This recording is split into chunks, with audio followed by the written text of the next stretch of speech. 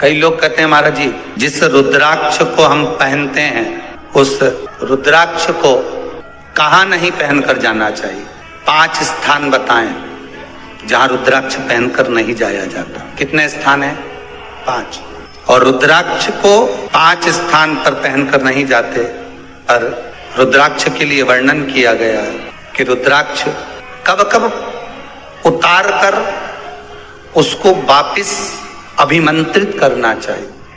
5 जगह पहनकर नहीं जाना चाहिए और रुद्राक्ष को अभिमंत्रित करना मतलब सीधा अमावस्या के दिन, पूर्णिमा के दिन, शिवरात्रि के दिन, श्रावण महीने के सोमवार को, प्रदोष के दिन, ये दिन आपके शरीर में जहां पर भी रुद्राक्ष है, आपके गले में अगर आप रुद्राक्ष पहने हो, आपके हस्त कमल में आप रुद्राक्ष पहने हो, आपने अपने पास में कहीं रुद्राक्ष रख रखा है, तो उस रुद्राक्ष को अमावस्या, पूर्णिमा, शिवरात्रि या श्रावण का सोमवार या प्रदोष आदि, इस दिन उस रुद्राक्ष को एक बार दूध में धोने के बाद उसमें थोड़ा सा सरसों का तेल अवश्य लगाना चाहिए। क्या होगा उससे? उससे होगा क्या?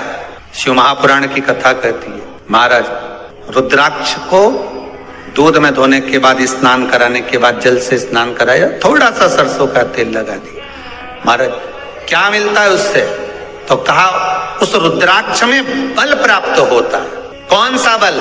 जो शरीर के अंदर बीमारियां बढ़ती हैं, उस बीमारी को वो रुद्राक्ष धीरे धीरे समाप्त करना प्रारंभ कर देता है। पर एक और चीज याद रखना, जिस रुद्राक्ष के पानी को आप बीमारी के समय पर गलाकर पीते हो, उसमें सरसों का तेल नहीं लगाना, उसमें सरसों का तेल नहीं लगाना।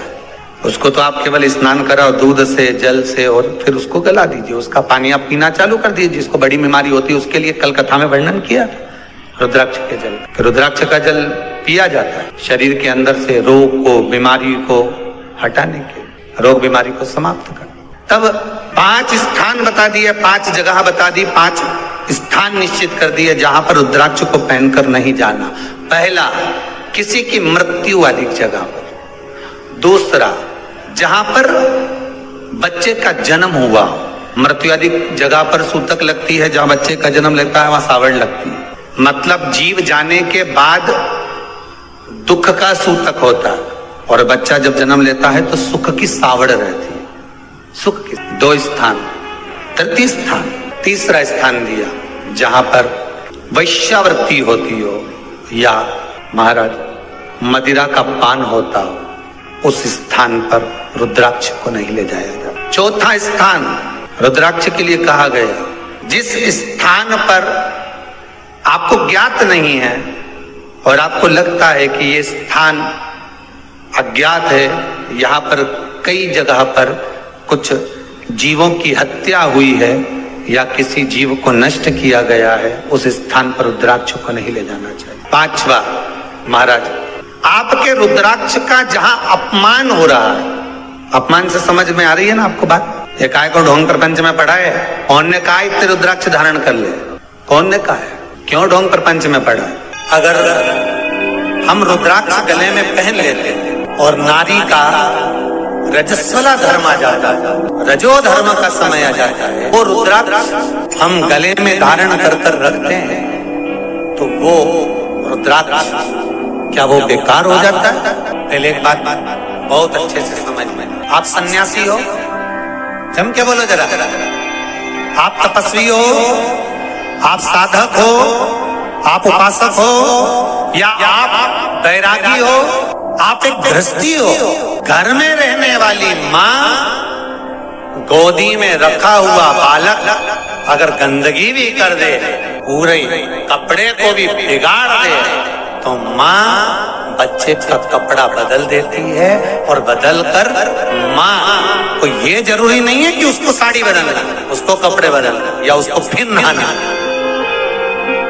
बच्चा जब गोदी में होता है तो माँ की गोद में कितनी बार भी गंदगी कर दे, फिर माँ अपने कपड़े बार बार नहीं बदलती, उसी कपड़े से काम करती रहती है, उसी कपड़े से सेवा करती रहती है, उसी कपड़े से भगवान का पूजन भी करेगी तो भगवान स्वीकार करेगा। क्योंकि मातृत्व के लिए, माँ के लिए, नारी के लिए छोड़ दिया गया है कि तुम पर हाँ, आप अगर पूजन करने बैठ रही हो तो आपको ये 7 दिन पूजन नहीं करना। पर रुद्राक्ष अगर आप पहन रहे हो, रुद्राक्ष अगर आप धारण कर रहे हो और अपने जीवन की सार्थकता के लिए स्वीकार कर रहे हो, जैसे तुलसी की माला और रुद्राक्ष की माला गले में पड़ी रहती है, तो ये कंपनी का ट्रेडमार्क होता है कि तुम कौन सी ब्रांड के हो।